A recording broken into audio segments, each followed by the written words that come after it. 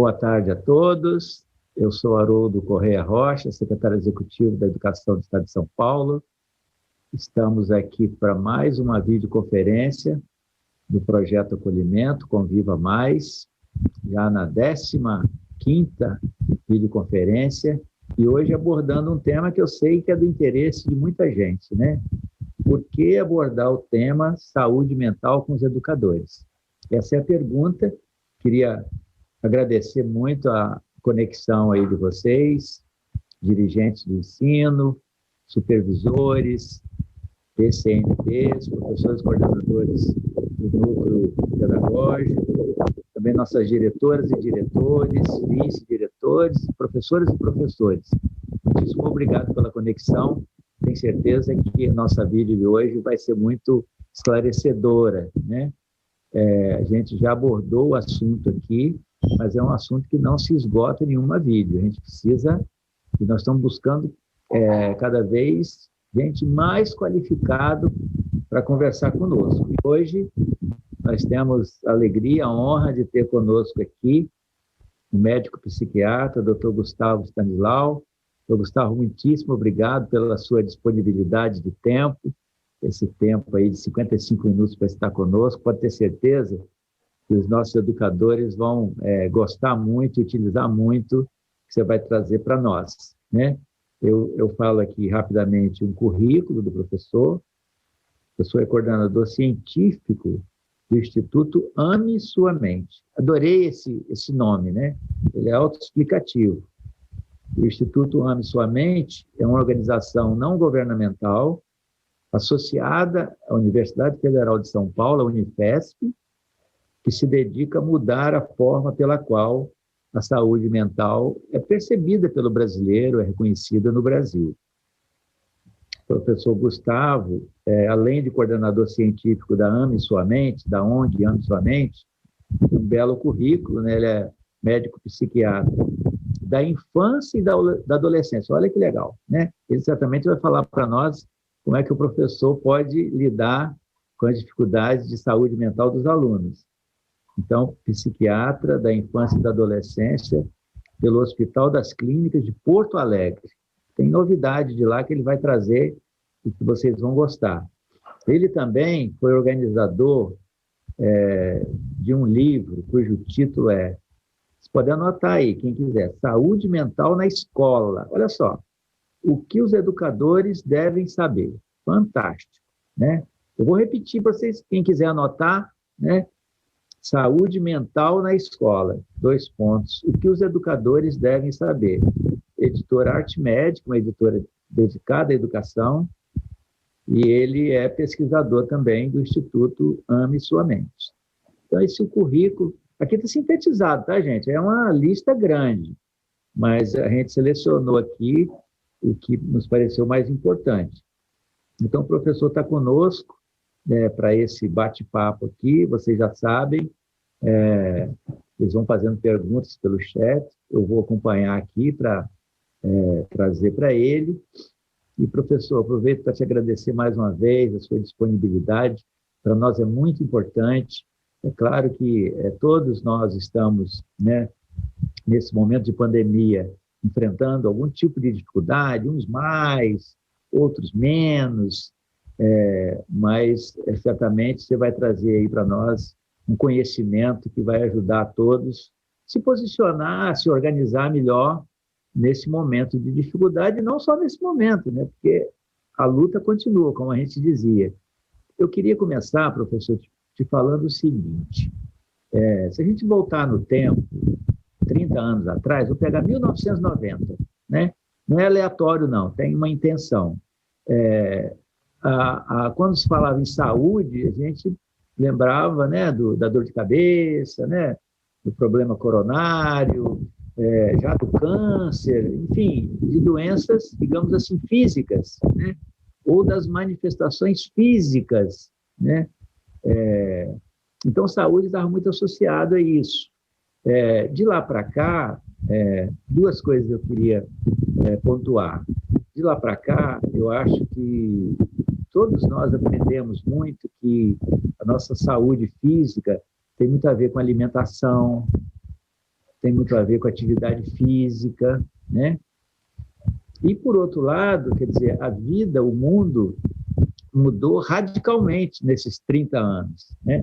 Comentava com você, a internet comercial é de 1993, né? Até 92, início de 93, a internet era uma coisa caríssima. Eu me lembro que o CNPq mantinha algumas conexões para professores universitários, pesquisadores, mas eram poucos. E só aí ela começou a ser comercial. E é ela que nos permite estar aqui agora, né? Nós temos aí essas vídeos, professor, da segunda-feira, tem 4, 5, 6, 7 mil professores ao mesmo tempo. Fantástico, né? Então, essas coisas mudaram também. Eu estava te comentando, né? O Facebook é de 2010. Isso já entrou tanto na nossa vida que a gente nem se dá conta disso. O WhatsApp é de 2014, início de 2014. Então, assim, nesses 30 anos, o mundo mudou muito, né? E claro que o mundo mudando, o ser humano tem que ir se adaptando às novas situações. E tudo isso é desafiante, né? Aí eu te pergunto, então, assim, a saúde mental, né? Isso entrou na pauta de vez mesmo, né? Isso tem a ver com esse mundo? Só tem saúde mental porque tem pandemia, ou isso é um problema? Eu queria que você falasse um pouco, situasse para os nossos professores, para os nossos educadores, por que, né, que a saúde mental está tão presente no debate. E antes de passar a palavra, eu queria só te dar um dado. Tem um grupo lá da Unifesp mesmo, liderado pelo professor Anderson, que você conhece certamente, que, numa parceria que fizemos, montou um curso de saúde mental, né?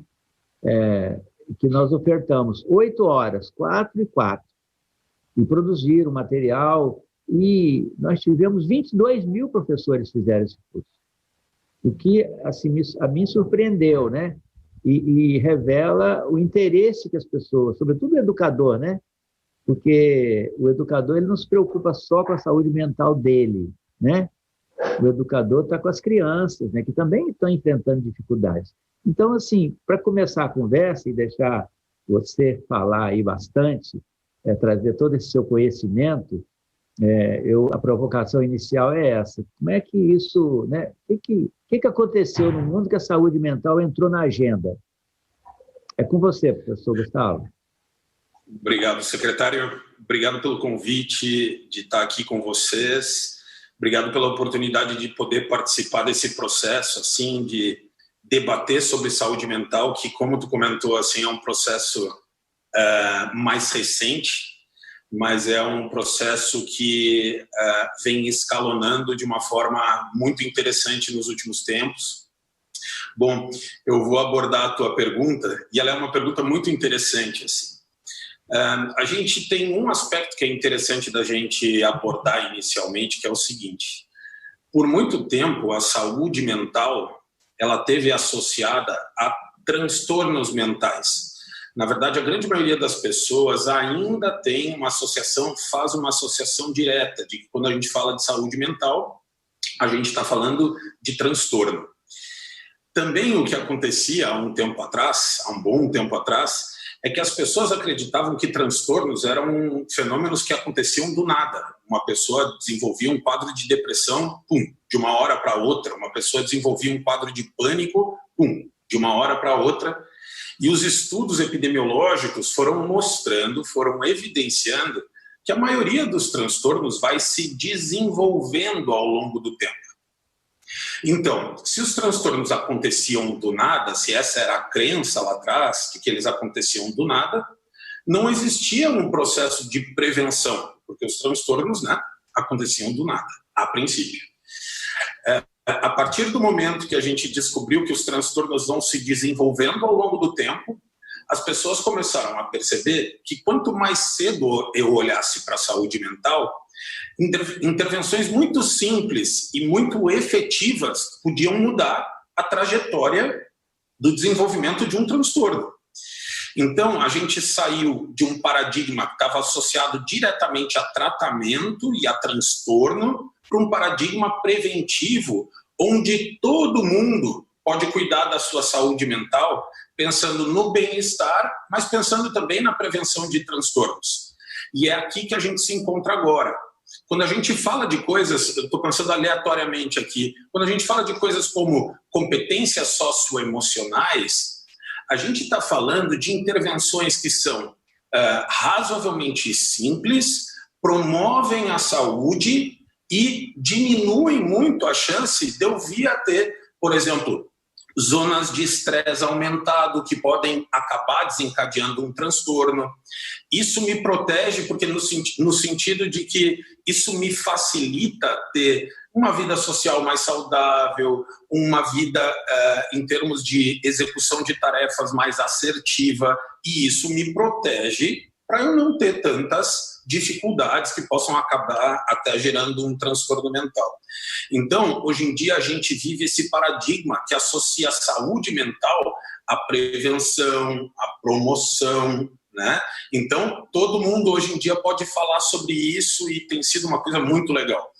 Tem uma outra coisa, secretário, que eu acho importantíssima de citar, que é o seguinte: as pessoas por muito tempo associaram também o transtorno mental ao caráter das pessoas. Muitas vezes as pessoas, quando dizem assim, olha, eu tive um episódio de depressão, eu tive um episódio de... teve uma época que eu tive umas crises de ansiedade e tal, mas me cuidei e agora estou melhor.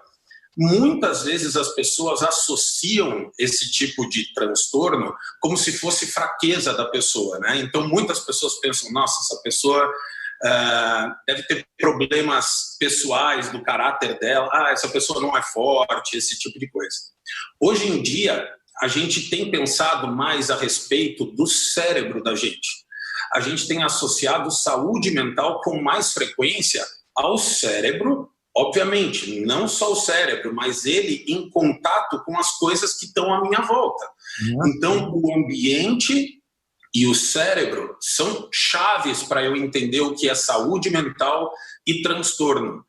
Muitas pessoas muito fortes, com muita competência, desenvolveram algum transtorno mental ao longo da vida. Isso acontece porque a gente tem um cérebro.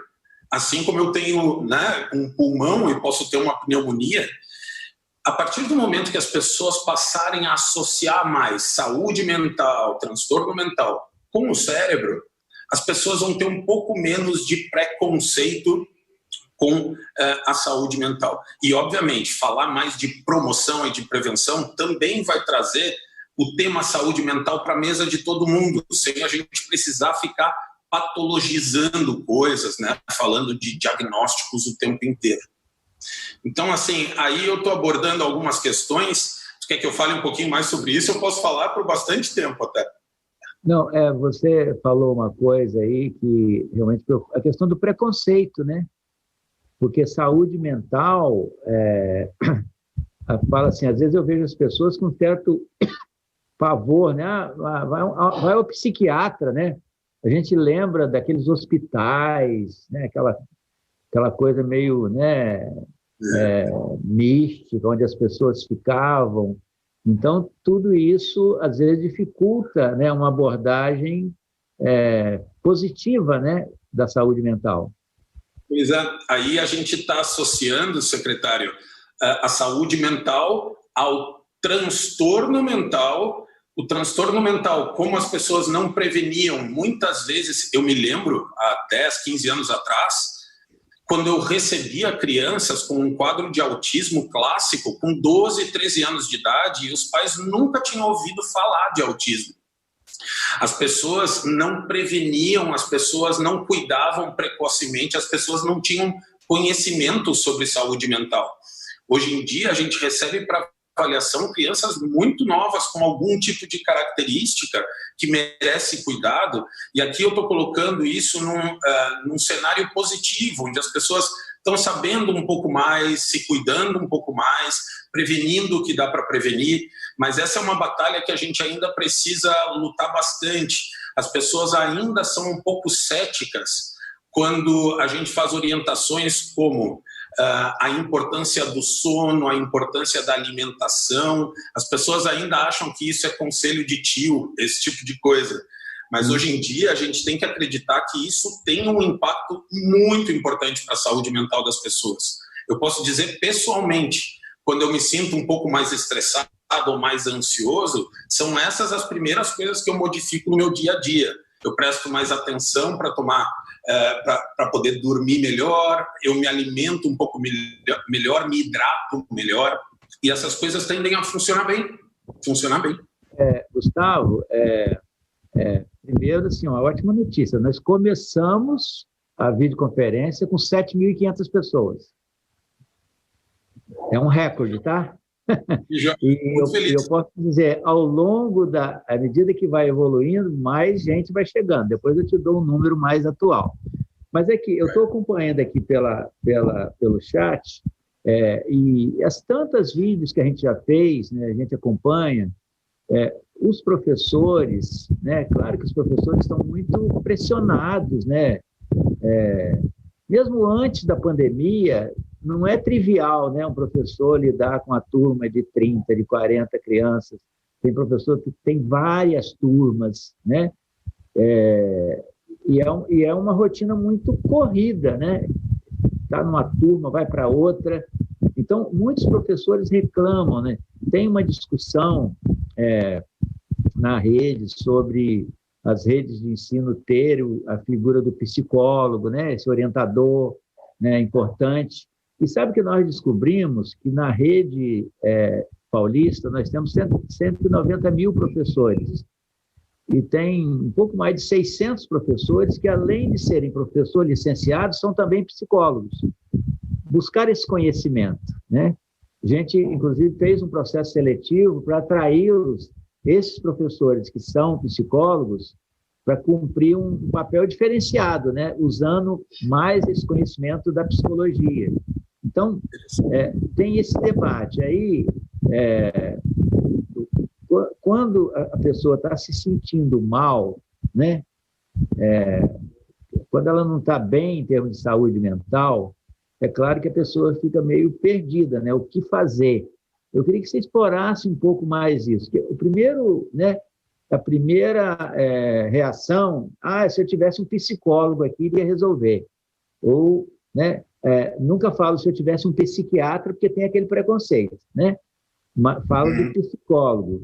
Agora, você começou a falar, queria que você explorasse um pouco mais isso. Como que cada um pode, né, digamos assim, com seus primeiros cuidados, buscar um maior conforto emocional, né, agir na sua saúde mental positivamente. Certo. Eu vou fazer uma contextualização para responder essa pergunta primeiro, tá? Inicialmente, eu acho importante que a gente pense um pouquinho a respeito do que é saúde mental para a gente poder começar a ficar atento para os fenômenos que surgem quando a gente não está se sentindo tão bem, tá? Esses fenômenos que mostram que a gente não está tão legal, aonde a gente deveria começar a se cuidar. Bom, quando a gente pensa em saúde mental, pessoal, uma das coisas que eu acho interessante é a gente pensar que saúde mental está conectada com o funcionamento do cérebro da gente, tá? A conexão do nosso cérebro com as coisas que estão à nossa volta. A gente tem, a partir dele, sentimentos, pensamentos e comportamentos, né? Então, por exemplo, parem para pensar em como vocês estão se sentindo no dia de hoje. Pensem nos pensamentos que vocês têm tido ao longo do dia, se vocês têm pensado em coisas mais positivas, mais negativas, vocês estão muito preocupados, não? Pensem nos sentimentos que vocês estão tendo. Eu estou me sentindo razoavelmente bem, hoje está fazendo um dia muito bonito aqui, e isso está me fazendo me sentir bem. E a gente tem comportamentos, por exemplo, o meu comportamento hoje, ele é um comportamento que está mais ativo, eu estou me sentindo mais dinâmico, e essas coisas todas se conectam. Então, os meus sentimentos mais positivos estão me levando a pensamentos um pouco mais positivos hoje e eu me sinto dinâmico. Bom, em alguns momentos, os meus sentimentos podem não estar muito legais. Eu posso acordar um dia, vamos supor, teve um tempo atrás que o tempo virou e o tempo estava muito feio, e eu me senti um pouco mais desanimado, vamos dizer assim, e pensamentos um pouquinho mais negativos começaram a rondar a minha cabeça. Pensamentos como, por exemplo, né, tipo, não estou muito afim de ir trabalhar hoje, por exemplo. E o meu comportamento passou a ser um comportamento um pouco menos dinâmico. Eu fiquei um pouco mais devagar, eu fiz as coisas que eu tinha que fazer, mas talvez com menos vivacidade, com menos dinâmica, né, com menos dinamismo. Então, pessoal, eu estou falando de saúde mental, em primeiro lugar, eu gostaria que ficasse esse panorama. Cérebro, sentimentos, pensamentos e comportamentos que se associam. O sentimento da gente acaba influenciando de uma certa forma os pensamentos e os comportamentos. E uma outra coisa muito importante, secretário, as pessoas têm uma ideia de que a minha saúde mental ela não pode oscilar ao longo do tempo. E a saúde mental é oscilatória. Nós, ao longo da nossa vida, nós vamos nos adaptando a situações diferentes, a situações desafiadoras, e durante esse processo de adaptação, o nosso humor tende a ficar um pouco diferente. Parem para pensar, quando a gente passa por uma situação complicada, como a perda de alguém, a gente passa por um processo de luto. Ele é um processo ruim? Não, ele não é um processo ruim. Ele é um processo de adaptação a uma situação que foi muito complicada. Imaginem só alguém passar por uma situação complicada e simplesmente no outro dia ir trabalhar como se nada tivesse acontecido. A gente acharia muito estranho, porque a pessoa não passou por esse processo de adaptação. A própria ansiedade, que é considerada por muita gente um vilão, assim, né? A ansiedade, na maior parte das vezes, é um fenômeno positivo para a gente. O fato de eu ter entrado 30 minutos antes da nossa atividade aqui para ver se estava tudo certo e tal, isso é a ansiedade sendo adaptativa na minha vida para as coisas não darem errado, eu poder me organizar. Então, pessoal, aqui tem um outro princípio que eu considero fundamental, é olhar para os fenômenos psicológicos que a gente tem e não classificar que existem fenômenos bons e ruins. Os fenômenos, eles passam a ser mais chatos e mais prejudiciais quando a intensidade deles aumenta muito. Então, assim, a ansiedade, como eu falei, ela é muito útil para muitas coisas no meu dia, para eu me programar ao longo da semana e tal, mas a partir do momento que a intensidade dela começa a ficar maior, coisas vão acontecer, como, por exemplo, é bem provável que eu vá começar a ter dificuldade para dormir, talvez eu comece a ter dificuldade para me alimentar do jeito que eu quero e eu comece a me alimentar de uma forma mais excessiva ou comece a recusar a alimentação. Então, os níveis, a intensidade das emoções, dos comportamentos e tal, é que passam a gerar prejuízo e que devem ser considerados problemáticos. Não o fenômeno em si, a ansiedade, a tristeza, o estresse, esses são todos fenômenos adaptativos. Então, é a intensidade... Fazem parte da vida, né, Gustavo? E fazem parte da vida, né? Coisas da vida. De novo, secretário, se uma pessoa passar, por exemplo, se uma pessoa não apresentar o fenômeno da ansiedade, ela é uma pessoa que vai ser toda atrapalhada em relação às suas coisas, não vai conseguir dar conta das coisas que tem que fazer. Ela é uma pessoa, por exemplo, quando eu atravesso a rua, eu conto com a ansiedade para me preocupar mais ou menos, de acordo com a rua que eu estou atravessando. Então, pessoal, os fenômenos, eles não são o problema. O problema é quando isso começa a ficar mais intenso e a gente começa a entrar nessa zona onde a gente tem prejuízos com as emoções. Por exemplo, ficar triste é uma coisa que faz parte da vida, como o secretário falou, faz parte de um processo. Por exemplo, se alguma coisa aconteceu com um familiar meu ou com um paciente meu ou coisa do tipo, é bem provável que eu vá ficar triste por um período. É o meu cérebro, o meu corpo tentando se adaptar ao que aconteceu. Logo depois disso, minha energia volta ao normal, eu tive tempo para dar uma descansadinha e pensar naquilo que foi chato e conseguir elaborar. Pronto, aquilo ali é o fenômeno normal. Se eu começar a ter níveis de tristeza mais intensos, podem começar a surgir coisas como: eu posso começar a não ter mais prazer de me alimentar, eu começo a perceber assim que o cheirinho bom da comida que eu sentia antes, eu não estou conseguindo sentir direito, e parece que a comida, muitas vezes a pessoa fala assim, a comida não tem gosto, parece que eu estou comendo por obrigação. Ou um outro exemplo é a pessoa ficar desmotivada, não sentir prazer com outras coisas que ela normalmente faz no dia a dia, como conversar com os amigos, como cuidar das coisas da casa. Ela pode até deixar de começar a cuidar da sua aparência e tal. E isso acontece porque o cérebro entra num estado de funcionamento que uma das coisas que acontece é reduzir o nível de prazer em relação às coisas. Então a pessoa não se sente motivada para se cuidar, esse tipo de coisa. De novo, eu não estou falando de características do caráter da pessoa. Eu estou falando de fenômenos biológicos e que acabam gerando muito prejuízo e que melhoram a partir do momento que a gente se cuida. Bom, então, pessoal, a grande questão aqui é quando vocês começarem a perceber que sentimentos, pensamentos, comportamentos começam a deixar vocês mais angustiados, vocês começam a ter problemas para fazer as coisas do dia a dia, vocês não conseguem dormir direito, esse tipo de coisa. Eu não vou entrar muito a fundo, senão a gente vai ter que desmembrar cada fenômeno, mas é quando começam a surgir os prejuízos. Bom, em relação a cuidados, eu vou ousar fazer isso de uma forma um pouquinho compartimentada para ser o mais útil possível para as pessoas que estão assistindo. Por exemplo, a gente fala de um fenômeno, o fenômeno do estresse, que é um fenômeno que está presente em uma série de eventos no dia da gente, e muitas vezes ele, de novo, ele faz parte do processo de estar vivo, ele não nos prejudica. Por exemplo, eu costumo, quando eu falo para crianças e adolescentes, eu falo assim, por exemplo, quando você está jogando um jogo eletrônico e você vai para uma nova fase, para você continuar avançando no jogo, vai surgir estresse.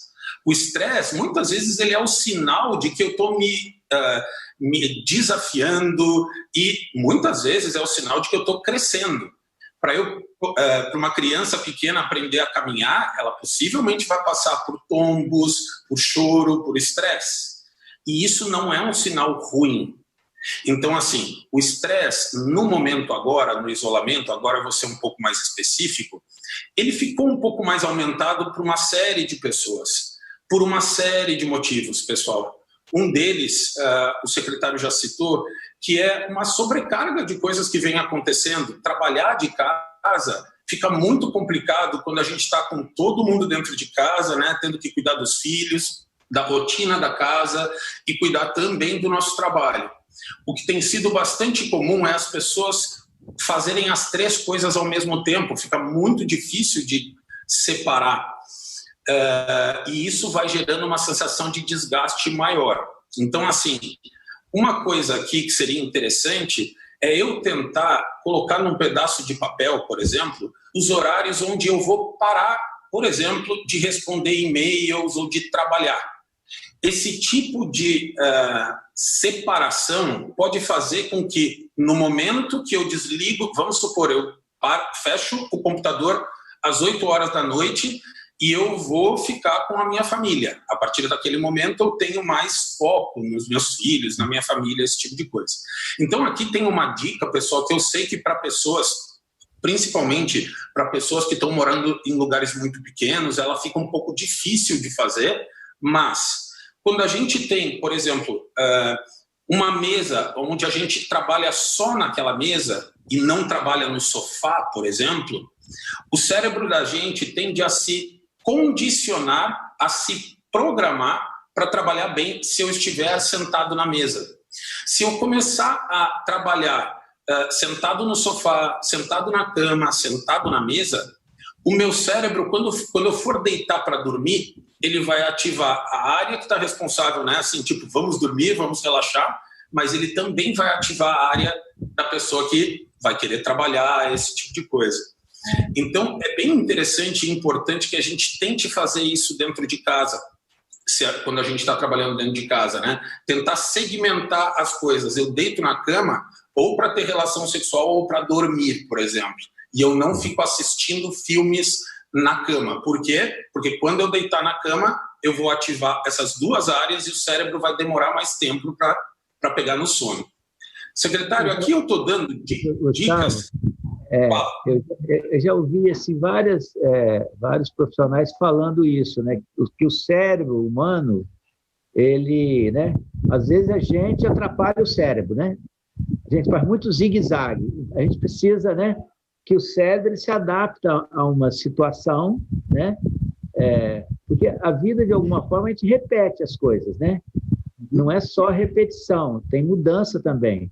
Mas no que é repetição, é bom a gente dar uma chance para o cérebro, né? Para ele se organizar conosco, certo? É isso, Facilita, né? Facilita muito. A gente chama isso de condicionamento. A gente é como andar de bicicleta, né? A gente repete o processo até que o processo fica automático e começa Dirigir, antigamente, quando tinha marcha, né? Agora praticamente todos os carros são automáticos, né? As pessoas passam a marcha, não olham, nem sabem se passou, né? É tipo automático. O cérebro deixa de gastar energia para esses processos, porque eles estão automatizados. Então, uma outra coisa importante, pessoal, dentro de casa, é tentar, por mais difícil que seja, estabelecer uma rotina básica que se repita para que a gente possa gastar menos energia com os processos pequenos do dia a dia. Mas eu vou voltar aqui para a didática, que é assim, quando a gente pensa em estresse, pessoal, a gente pensa, eu vou tentar ser bem objetivo aqui, em estados de estresse, a gente tende a ficar mais reativo com as coisas, a gente fica mais à flor da pele e tal. E duas medidas básicas, vamos dizer assim, de uma forma geral, podem ser interessantes. Uma delas seria a gente observar o ambiente em que a gente está e tentar reduzir um pouco a quantidade de estímulos que possam estar gerando mais sobrecarga para mim. Então, por exemplo, dicas importantes são tentar baixar a televisão, o volume da televisão quando está em casa. Me perguntaram esses dias numa live assim, Gustavo, o que tu acha de assistir filmes, né, nesse período? Porque a pessoa falou, quando eu assisto filmes mais tensos, eu percebo que eu tenho ficado mais angustiada e tal. Pessoal, são estímulos que você vai colocando para dentro de ti, né? E isso pode gerar, neste momento de um pouco mais de estresse ou muito mais estresse, pode gerar muito mais reatividade para a gente. Então, eu diria, esse é um período que eu não tenho assistido filmes tão tensos. Eu tenho reduzido a quantidade de horas de noticiário. Reduzir a quantidade de estímulos faz com que o nível de estresse fique mais baixo. Colocar estímulos bons à minha volta, como, por exemplo, ouvir músicas mais tranquilas, né? Tipo, conseguir uma muda de uma planta e você começar a cuidar da planta e aquilo faz sentido para você e você... Isso tudo funciona muito bem. Por outro lado, pessoal, além de reduzir estímulos, cuidar do nosso sistema faz com que os estímulos que eu acabo entrando em contato sejam mais bem... eu lido melhor com esses estímulos. Um exemplo simples, se eu tivesse dormido hoje 4 horas de noite e eu tivesse que trabalhar o dia de trabalho normal, possivelmente eu estaria mais à flor da pele, eu estaria com menos paciência, com menos motivação e atenção. Então, cuidar do meu sistema, por exemplo, dormindo direito. Pessoal, em termos de alimentação, eu tenho frisado isso bastante. A hidratação ela é fundamental nesse período. A gente fala muito de alimentação e as pessoas pensam em comida, mas assim, a hidratação ela é fundamental. Nós estamos muito tempo fechado dentro de casa e a gente acaba não percebendo a sede de vez em quando. Então, assim, é importante se hidratar. Pessoal, medidas como algum tipo de exercício que seja possível, isso tudo cuida do meu sistema, da minha antena, né? Vamos dizer assim, da minha antena, que tem que processar todos esses estímulos que a gente está vivendo. Então, isso é muito importante e fundamental. Quando a gente fala de ansiedade, é um pouco diferente do estresse. A gente se sente na ansiedade a flor da pele também e tal. Mas no estresse, a gente tende a ficar mais impulsivo, a gente se irrita mais fácil, a gente se emociona mais fácil, a gente tende a não processar tão bem as coisas e fica mais impulsivo. Na ansiedade, as pessoas tendem a ficar mais pensativas, elas tendem a se preocupar demais com as coisas, pensando demais nos problemas da vida, e isso faz com que ela perca muita energia para as coisas que ela tem que fazer no dia a dia.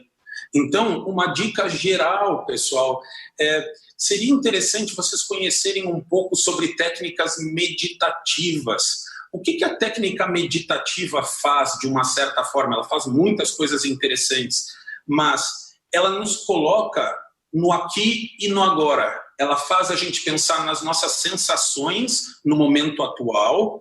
Isso vai treinando o cérebro a não ficar fazendo problematizações para frente. Por exemplo, técnicas simples que me façam sentir a minha respiração e prestar atenção nela. Uma técnica simples que me ajude também a prestar mais atenção visual nas coisas que estão à minha volta. Ela me conecta com aqui e com agora. E isso diminui a frequência de pensamentos de antecipação. Eu estou aqui, pessoal, falando algumas dicas só, né, para não se estender demais. Então, eu vou falar o último fenômeno bastante frequente é o da tristeza. Assim, a tristeza, que, como eu falei, na maior parte das vezes ele faz parte do processo de se estar vivo, mas quando a gente começa a se sentir muito desanimado, muito triste, por exemplo, uma coisa que é importante é a gente tentar não se desconectar demais das coisas. É bastante comum, secretário, quando uma pessoa está muito triste, ela falar assim, eu tenho dormido muito mais, eu tenho ficado mais no quarto, daí eu fico quieta na minha. Esse é um tipo de movimento, pessoal, que do ponto de vista biológico, ele não é interessante. Eu entendo que é difícil de vez em quando para a pessoa que está muito triste, mas é interessante que ela tente se manter em movimento. Geralmente, o quanto mais a pessoa vai se isolando, mais desconectada ela vai ficando do mundo dela e das coisas, dela mesma também. Eu posso falar, essa tristeza que você está falando aí, é um quadro depressivo? É a mesma coisa? Então, aqui nós temos a tristeza, a gente falou bastante da tristeza como um fenômeno normal, que acontece sempre que uma coisa triste acontece, cada um de nós sente coisas tristes de formas, às vezes, um pouco diferentes, né? Mas, bom, depois a gente tem uma zona que a gente chama zona de problema. A gente começa a ver como, por exemplo, eu começo a ficar desmotivado e começo a atrasar outra coisa. Acordar no meio da noite, eu não consigo pegar no sono e fico pensando em coisas ruins, assim, e isso está se estendendo por dias. Isso é geralmente uma zona de problema, onde eu posso fazer muitas coisas. Eu posso me alimentar direito, eu posso me cuidar de várias formas. Depois disso, a gente tem um prejuízo maior, onde a gente pode estar falando do transtorno, né, de um episódio depressivo, onde geralmente a pessoa vai ter mais prejuízos. Então, assim, a pessoa ela passa pelo menos por 2 semanas em que ela fica de manhã, de tarde, de noite muito desanimada, com prejuízos bem evidentes, como, por exemplo, no jovem é bastante comum o jovem ficar muito mais irritável e isso fazer com que ele se afaste dos amigos que ele gosta, né? Nós adultos podemos ficar com uma sensação assim de que as coisas não vão mudar, mas de uma forma tão intensa que eu começo a não ter motivação para fazer outras coisas, porque parece que tudo vai dar errado. Pessoal, todos nós podemos sentir isso de vez em quando. Na depressão, isso tem que acontecer por, no mínimo, 2 semanas. E aqui, secretário, eu queria falar assim, uma coisa que é importante. A avaliação, né, quando uma pessoa não está legal, né, buscar uma avaliação, eu costumo pensar, pessoal, assim, um psicólogo, um psiquiatra, buscar uma avaliação na área de saúde mental é um encontro com uma pessoa que tem bastante conhecimento sobre o assunto e que possivelmente vai fazer uma proposta, ou uma proposta de volte daqui a 3 meses, porque eu acho que não é nada demais, ou pode ser, quem sabe volta semana que vem para nós conversarmos um pouco mais. Mas o que ele faz é uma proposta. Então, assim, muita gente tem receio de procurar um psicólogo, um psiquiatra, como se fosse se dar uma sentença para a pessoa e a pessoa tivesse que ficar num tratamento, né, de longo prazo. A minha sugestão é que a gente respire fundo e tente fazer a avaliação se tiver necessidade. Muitas vezes você sai de lá com um monte de ideias, como dicas a respeito de coisas, de pensamentos ou até cuidados básicos, né, que podem ser muito úteis. Aqui, secretário, posso passar o telefone do Telepsi, que eu te comentei? Claro, com certeza.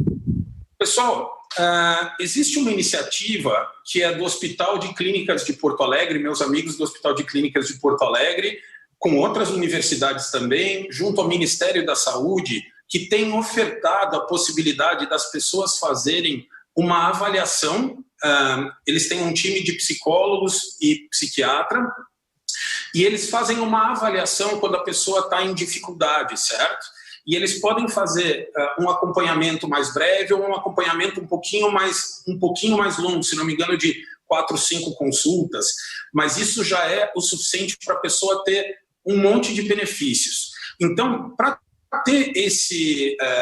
fazer esse atendimento, a pessoa, se entrar no Google e colocar Telepsi, P de pato, S de sapo, I de índio, Telepsi, vai ser o primeiro link que aparece no Google. E se você quiser telefonar, o telefone é o seguinte, é 0800 644 6543, opção 4, certo? Esse vídeo ele vai ficar gravado, né, a nossa atividade, então a pessoa pode buscar ali depois, e eu acho que é um recurso muito interessante para esse momento, se a pessoa estiver passando por alguma dificuldade. Ótimo, eu gostei muito dessa dica, Gustavo. E os profissionais estão lá em Porto Alegre, não é isso? Então, mas como é teleconferência, estão do lado. Fantástico.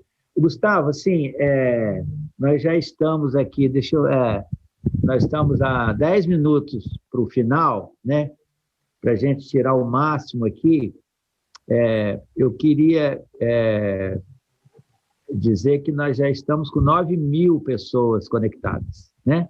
Você está falando para 9.000 educadores da maior rede de educação das Américas, que é a Rede Estadual Paulista. Então, sinal de que sua fala está agradando aí. Muitos elogios aqui. Legal, é isso mesmo. Agora, eu tenho uma professora aqui que fez uma observação que eu queria passar para te ouvir. Porque o que é ser professor, né? Ser professor é trabalhar, se dedicar para que, no nosso caso, as crianças, adolescentes e jovens possam se desenvolver. Mas nós estamos falando principalmente de desenvolvimento mental, né? Cérebro. Então, a profissão de professor trabalha com o cérebro, né? Trabalha com o cérebro. E o conhecimento do cérebro, né? A neurociência passou por uma revolução aí, né? Eu não sei, é a minha percepção. Eu vou falando do meu jeito, que sou um gestor público. Eu me recordo quando eu dava aula, né? As crianças vinham e uma trazia um problema, outra trazia outra, uma questão com a mãe, o pai não sei o quê e tal, né? E a gente observava também, mesmo os que não falavam, a gente via a criança, o jovem, né, com algum tipo de dificuldade. Então, digamos assim, ser professor é cuidar do cérebro, não é isso? Eu queria te ouvir sobre isso, cuidar do cérebro dele e das crianças. E o que a professora falou aqui é o seguinte, o professor pode ter empatia para com os alunos, mas não é psicólogo. Queria te ouvir sobre isso, né? Porque o professor tem que lidar com o cérebro, né? Com a mente do aluno, porque ele está em desenvolvimento. mas, ao mesmo tempo, assim, os professores se sentem meio, vou dizer, meio perdidos com isso, porque, na verdade, o conhecimento da psicologia, do cérebro, que o professor tem, é claro que uns têm uma boa formação nessa área, como eu te falei, então, uns fizeram psicologia e tal, mas o meu sentimento, pelo que os professores vão falando, nas várias vídeos e agora aqui também, é que o professor se sente um pouco, assim, angustiado, eu diria, porque isso está na agenda dele, mas ele não tem todas as ferramentas. Então, eu queria que você comentasse isso, né? A função de professor e como que o professor, além de cuidar dele, né, ele tem que estar atento à questão das crianças, né? Que, obviamente, tem muito mais dificuldade nesse mundo do que um adulto, né? Às vezes, né? Às vezes a criança enfrenta mais dificuldade do que o próprio adulto. Sim. Você. A gente tem uma preocupação bem grande lá no Instituto sobre não sobrecarregar o educador, né? Que já tem uma tarefa tão complexa e tão árdua assim. A gente pensa muito nisso. Então, assim, eu vou te dizer como eu penso sobre isso. Quando eu falo de saúde mental, quando a gente está conversando aqui, falando de alguns conceitos e tal, eu gostaria que os professores se sentissem assim. É como se uma pessoa, né, da área da saúde mental chegasse e colocasse uma série de ferramentas numa mesa, né? Uma série de ferramentas. Algumas ferramentas, vocês vão olhar para elas e dizerem assim, essa daqui eu já uso, que legal, ela está certa, isso daqui tem até, né, o cara falou sobre isso e funciona. Outras vocês vão dizer assim, nossa, eu posso utilizar isso daqui, nossa, isso faz sentido para mim. Então você pega essa ferramenta e acaba aplicando na tua vida.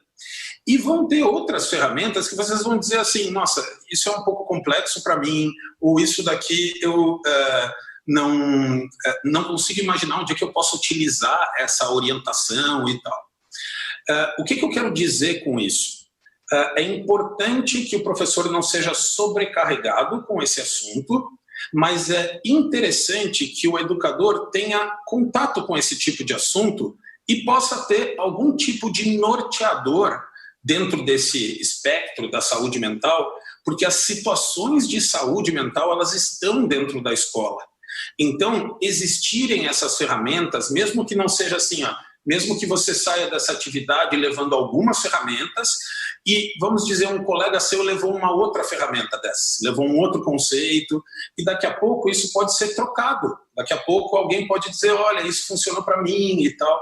E ali a gente vai criando um cenário mais orientado dentro da saúde mental. Mas, de novo, muito preocupado de não sobrecarregar o educador, que já tem uma tarefa bastante complexa e tal.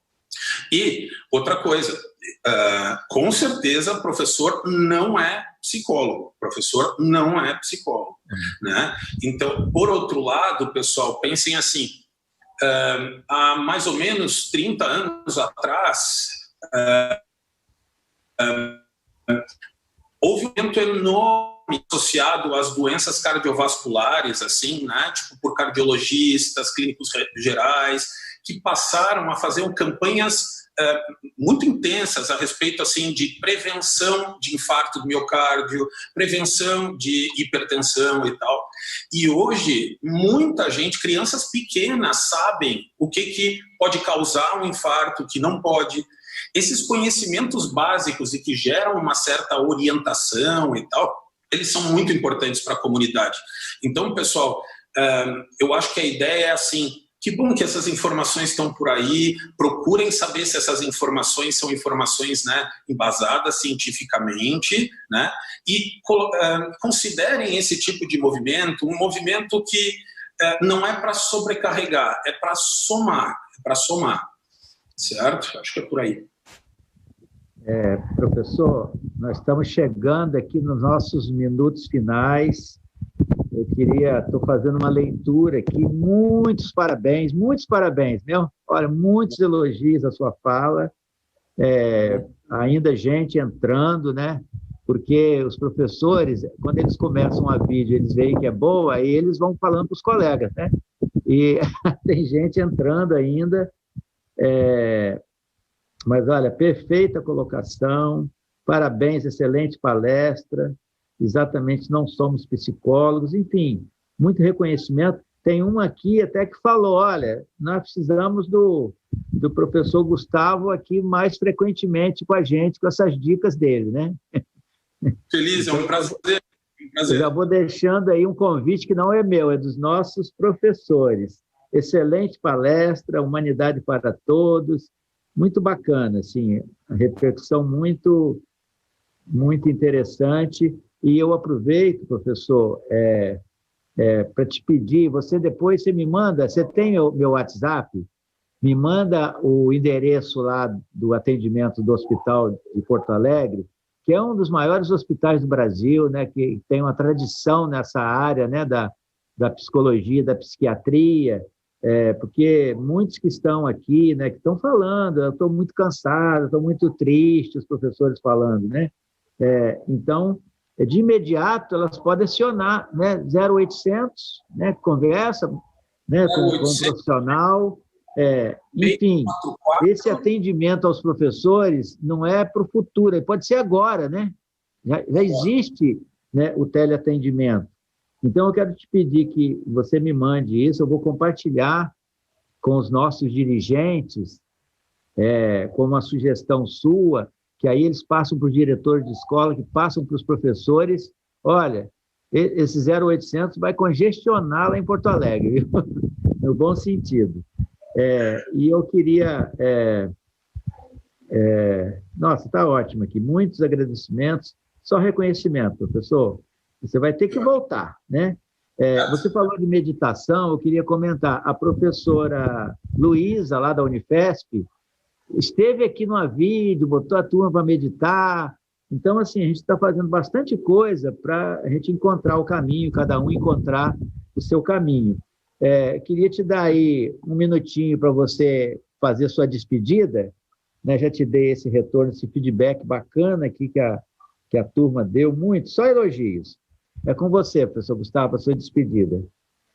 Fiquei feliz de imaginar vocês fazendo a atividade com a Luísa. A Luísa é uma grande amiga minha, gosto muito dela. Pessoal, eu queria agradecer a vocês por estarem presentes aqui, por estarem interagindo, mandando essa energia boa para a gente. Eu estou aqui para o que precisarem, torço para a gente ter outras oportunidades de falar com vocês e fico feliz de estar podendo contribuir para esse momento, que é um momento complexo, um momento com situações muito delicadas, difíceis, mas que também é um momento que nos reserva muitas possibilidades de desenvolvimento e de crescimento. Então, torço para que vocês estejam bem e vamos para esse próximo período aí, todos juntos, tentando aprender com isso e tentar fazer o melhor que a gente pode. Gustavo, olha, muitíssimo obrigado. Eu estou aqui até de cabeça meia baixa, olhando as manifestações. Eu vou te dizer uma coisa, em 15ª videoconferência, eu sempre nessa posição que eu estou aqui, eu nunca vi tanto reconhecimento positivo como a sua fala, né?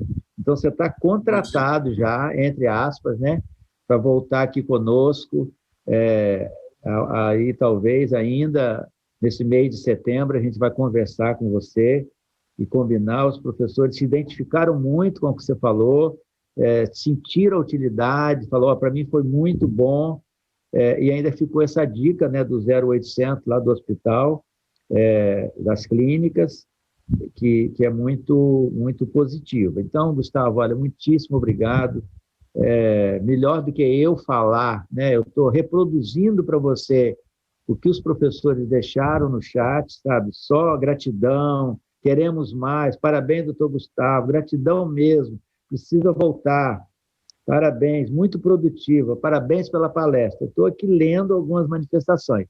Então, te agradeço muito, com certeza foi muito útil por todas essas manifestações e nós vamos realmente divulgar bem junto à rede o 0800 para que os nossos professores, né, sobretudo aqueles que estão com mais dificuldade e tal, possam recorrer e ter esse atendimento lá de Porto Alegre. Muitíssimo obrigado, Gustavo. Um abraço a todos que nos seguiram aí, todos que acompanharam. e fiquem com Deus nessa retomada. Hoje, semana passada, a gente deu um descanso para né? Refrescar a mente, né? E agora nós estamos retomando e pode ter certeza que a sua palestra, né, abriu a semana muito positivamente. Uma boa tarde a todos, bom trabalho, boa semana. Tchau, professor. Tchau.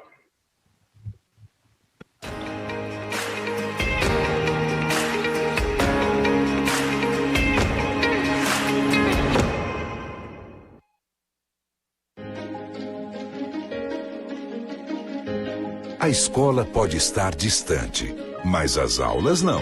Por isso, o governo de São Paulo criou um aplicativo online de aulas com chats para todos os estudantes da rede pública de ensino durante a quarentena. O acesso à internet é gratuito e você ainda pode assistir às aulas ao vivo nos canais digitais da TV Cultura. Baixe o aplicativo e estude.